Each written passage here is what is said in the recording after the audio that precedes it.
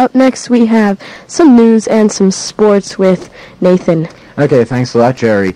It is 49 degrees at 1014 on College Avenue, and here are the latest headlines. Budget Chief Richard Darman may be about to face a repeat performance of last year's bitter budget battle.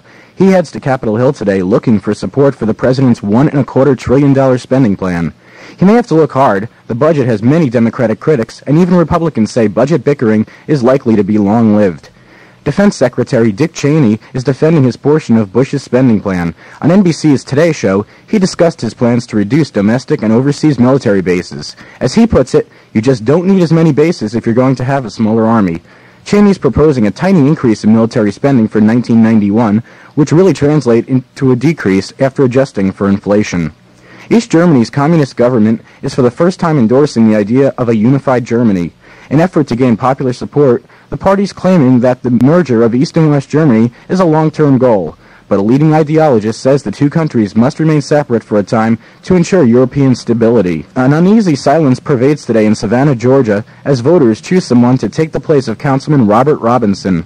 The local lawmaker and civil rights lawyer died last month when he opened a mail bomb that was sent to his law office. The incident has instilled fear in many of the city's black leaders, and while 8 candidates vie for the vacant seat, campaign signs are nowhere to be seen. Atlanta authorities are beefing up security as the jury selection begins in a trial linked to Robinson's death. The case involves a black man accused of killing a white nursery school teacher. Police say they've got a letter that claims Robinson and an Alabama judge were killed in retaliation for the teacher's death. The letter contends that the judicial system lets black men get away with crimes against white women. Lawyers in Alaska say it could take 2 weeks to choose a jury for the former Exxon Valdez captain Joseph Hazelwood's trial. Selection begins in earnest today from a pool of about 90 candidates. The judge has warned that he doesn't want the process to be drawn out with extensive questions about the candidates' backgrounds. Hazelwood's charged with causing the nation's worst oil spill in Prince Edward Sound. A federal judge in Florida hears opening arguments today in an alleged $32 million international money laundering scheme. One of the 6 defendants has told a Senate panel that he managed secret accounts for deposed Panamanian leader Manuel Noriega. Turning to entertainment news, Batman and Vicky Vale are now free to get together if they wish. Kim Basinger's divorce is final. Her attorney says the divorce was settled out of court a few days before Christmas. Terms of the settlement are being kept secret. Basinger's husband, Ron Britton, had threatened to expose all the guys he says Basinger had affairs with if he wasn't satisfied with the settlement. Michael Keaton, meanwhile, has just filed for divorce from his wife of 7 years, Caroline McWilliams, who played Marcy on Benson. He wants custody of their 6-year-old son, Sean. Sammy Davis Jr. is back in the hospital, this time because his gums are infected. A spokesman says Davis developed the problem after he had had some teeth pulled. The spokesman says Davis should be out of the hospital in Los Angeles in a few days. Davis recently completed treatment for throat cancer. He says doctors are optimistic that the cancer won't return. We'll come back in a minute. We'll talk about sports. Dr. Bugs Bunny speaking on behalf of Bugs Bunny. What's up, Doc? Say, when you go into the forest, do me a favor, Doc. Be careful with fire. I got enough problems as it is without being burned to a crisp. Ain't that right, Daffy? That's absolutely correct. And little bunny rabbits aren't the only animals affected by a forest fire. What about us ducks? And Tweety birds, and little deer, and little squirrels, and little chipmunks? Hey, you varmints! What about us people?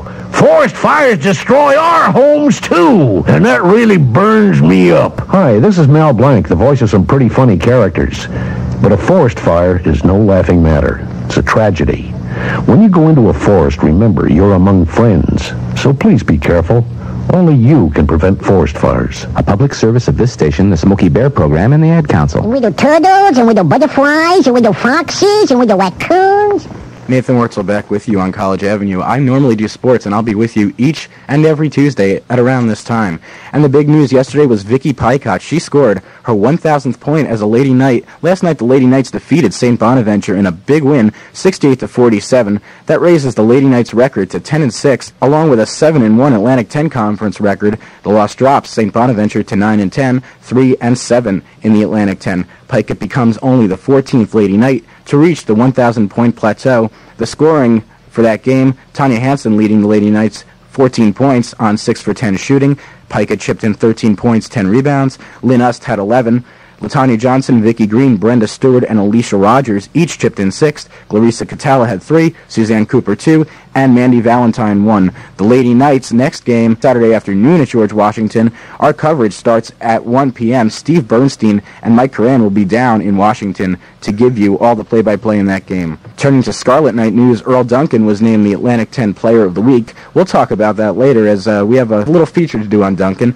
Donnell Lumpkin, also Atlantic 10 Rookie of the Week, so Rutgers sweeping the Atlantic 10 honors categories. Their next game, the Scarlet Knights, is Thursday night right here in Piscataway against George Washington. Our coverage begins at 7 o'clock. George Parker and Jimmy K. Stevens will be on hand for the play-by-play. Some notes from Sunday's Super Bowl. Quarterbacks Joe Montana and John Elway will both miss the Pro Bowl with elbow injuries suffered in Sunday's game. Along with that, Denver linebacker and starting AFC linebacker Carl Mecklenburg faces arthroscopic surgery today for a knee injury he suffered late in the first quarter of Sunday's game. For unspecified reasons, 49ers wide receiver John Taylor will also miss the Pro Bowl. The Nielsen ratings for the Super Bowl will come out today, and preliminary figures indicate that it may have been one of the least viewed Super Bowls in television history. The New Jersey Nets went down to Dallas with a 4-game losing streak. The Mavericks had a 4-game winning streak. What happens? Dallas won 108-88. Roy Tarpley for the Mavericks, coming back after a 33-day suspension, scored 23 points to lead them. Sam Bowie led the Nets. He had 13 on the night. Well, when was the last time you remember Michael Jordan being held to only 16 points? It happened last night against Atlanta, but the Bulls came up with a win anyway, 121-111, as Scottie Pippen scored 20. And for the first time in 6 years, San Antonio beat the Los Angeles Lakers at the LA Forum. Possible factor in the game, Magic Johnson was out with the flu. The final score was 86-84. Oracle's Players of the Week this week, it's Earl Duncan from Rutgers University. He averaged 24 points per game on 19 for 31 shooting, perfect 7 for 7 from the line, and chipped in 15 assists. He only had 1 turnover in 75 minutes. Along with being the Atlantic 10 Player of the Week, he's mine. Rutgers runner-up this week, Donnell Lumpkin. He scored 25 points versus Duquesne, including 7 3-pointers. That's a Rutgers record. And as I mentioned, he is the Atlantic 10 Rookie of the Week. Turning to my Pro Players of the Week, you might think it's Joe Montana. Well, the San Francisco 49ers Bowl win on Sunday was more than that. They tied records for most Super Bowl wins. They had 4 now, along with the Pittsburgh Steelers. And they also scored the most points in a Super Bowl, 55, largest margin of victory, 45. So my Pro Player of the Week is actually 49 players, the 49ers. My runner-up for Player of the Week is Billy Budd. Excellent game for him on Sunday. He got through the washer, the dryer, and the kitchen sink to help Bud repeat as well as the champions of Bud Bowl 2. Well, that's it for me. You can hear me at 10 o'clock next week. And now we'll go to the Cook College Meteorological Forecast with Alan Albanese.